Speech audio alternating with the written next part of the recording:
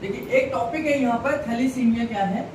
Thalassemia क्या है, अगर आपका हीमोग्लोबिन 9, वैसे तो सामान्यतः कितना होना चाहिए फीमेल के अंदर 12 से लेकर 14 तक होना चाहिए, और मेल के अंदर 14 से 16 या 15 तक हो सकता है।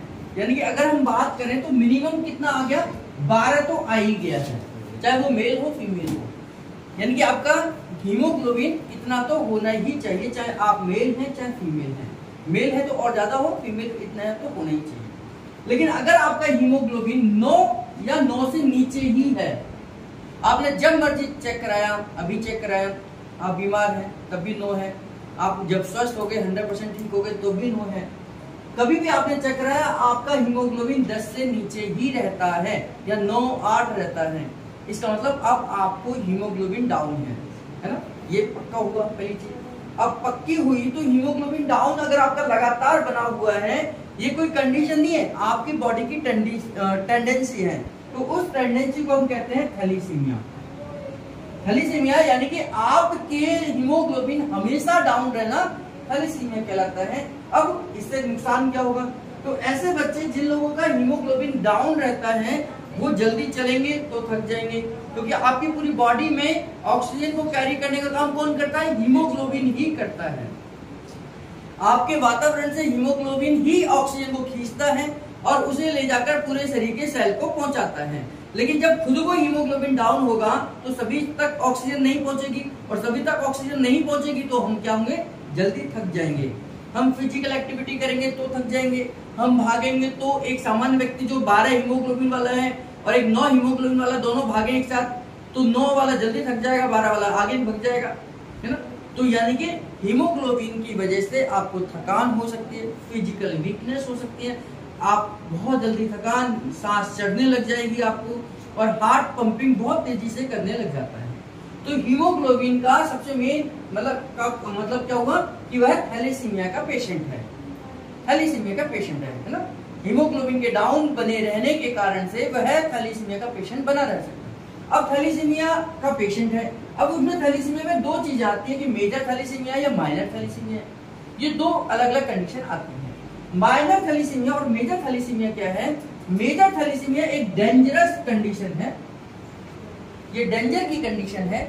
इस व्यक्ति को डेंजर वाली कंडीशन में इसका हीमोग्लोबिन इतना ज्यादा डाउन चला जाता है कि वो कुछ ही समय के लिए हीमोग्लोबिन बनता है। तो ऐसे पेशेंट को बार बार ब्लड चढ़ाने की आवश्यकता पड़ती है, यानी कि इसे हर हफ्ते में ब्लड चढ़ेगा, क्योंकि इसका ये क्या है, मेजर थैलीसीमिया है, इसका हीमोग्लोबिन बहुत डाउन चला जाता है और इतना डाउन चला जा सकता है कि इसकी डेथ हो सकती है ना। तो उस कंडीशन को हम बोलते हैं मेजर थैलीसीमिया। माइनर थैलीसीमिया, जो व्यक्ति 9 वाला है या 9 से नीचे वाला है, वो जिंदा तो है ही ना, उसे केवल फिजिकल एक्टिविटीज में तो दिक्कत हो रही है ना। तो फिजिकल एक्टिविटीज में तो दिक्कत है, अगर वो नॉर्मल काम कर रहा है, पढ़ रहा है, लिख रहा है, तो उसे कोई दिक्कत नहीं है। तो वो है माइनर थैलीसीमिया वाला लाइफ अपनी पूरी आराम से जिंदगी जी सकता है, लेकिन मेजर थैलीसीमिया वाला अपनी जिंदगी नहीं जी पाएगा, उसे हमेशा दूसरे पर डिपेंडेंट होना पड़ेगा कि उसे ब्लड चढ़ाया जाएगा। जब तक उसको हर हफ्ते ब्लड चढ़ाया जाएगा तब तक वो जिंदा रहेगा। जैसे ही उसको ब्लड मिलना बंद हो जाएगा तो वो मेजर थैलीसीमिया वाला खत्म हो जाएगा। तो ये मेजर थैलीसीमिया है और ये माइनर थैलीसीमिया है। मेजर थैलीसीमिया कैसे होता है, माइनर वाला तो चलो चल गया, हम में से कई लोगों को पता भी नहीं होगा कि हम में से कई लोग माइनर थैलीसीमिया वाले होंगे, क्योंकि कभी अगर हमने ब्लड टेस्ट नहीं कराया है, हमने कभी हीमोग्लोबिन नहीं चेक कराया है, तो हम में से बहुत सारे लोग हो सकते हैं कि माइनर थैलीसीमिया वाले हैं। अगर हमने कभी अपना हीमोग्लोबिन चेक नहीं कराया है तो हमें अपना हीमोग्लोबिन चेक कराना चाहिए, और बीमारी के समय पे नहीं, जब हम स्वस्थ हो तब कराना चाहिए, क्योंकि बीमारी में तो वो डाउन जा ही जाएगा, लेकिन आप स्वस्थ होंगे तो एक्चुअली में पता चलेगा कि आपका हीमोग्लोबिन कितना है। दूसरी कंडीशन, अब ये मेजर थैलीसीमिया कैसे होता है, अगर कोई आदमी को, जैसे आप में से जिन लोगों की शादी होगी, जिनकी होगी उनका तो काम खत्म, तो जिनकी होगी उनमें से अगर किसी को माइनर थैलीसीमिया हुआ और उन्होंने कभी अपना चेक नहीं कराया, चाहे वो लड़का हो या लड़की हो, अब उधर जब लड़का या लड़की सामने वाला जो है वो भी इत्तेफाक से माइनर थैलीसीमिया वाला हो गया, तो दोनों की जब शादी हुई माइनर वालों की, तो वो बच्चा जो होगा वो मेजर थैलेसीमिया वाला ही होगा। तो माइनर प्लस माइनर आपका मेजर थैलेसीमिया बन जाता है।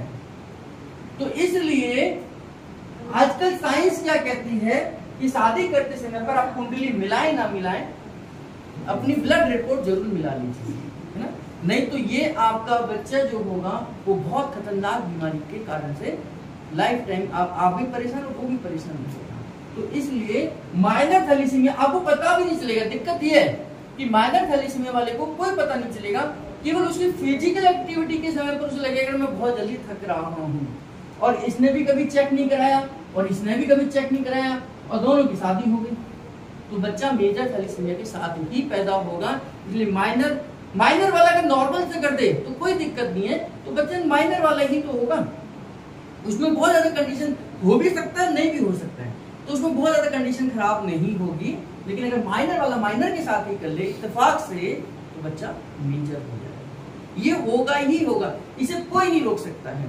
इसलिए आज के समय पर साइंस ये कहती है कुंडली मिला लो अच्छी बात है, लेकिन आपको ब्लड रिपोर्ट भी आपस में मिलानी चाहिए कि ऐसी कोई बीमारी तो नहीं है कि जो फिजिकली सेक्सुअली ट्रांसफर हो सकती है और उसकी वजह से होने वाला बच्चा बीमार और बहुत बीमार हो सकता है। तो ये माइनर और मेजर थैलेसीमिया हीमोग्लोबिन के डिपेंडेंट होते हैं।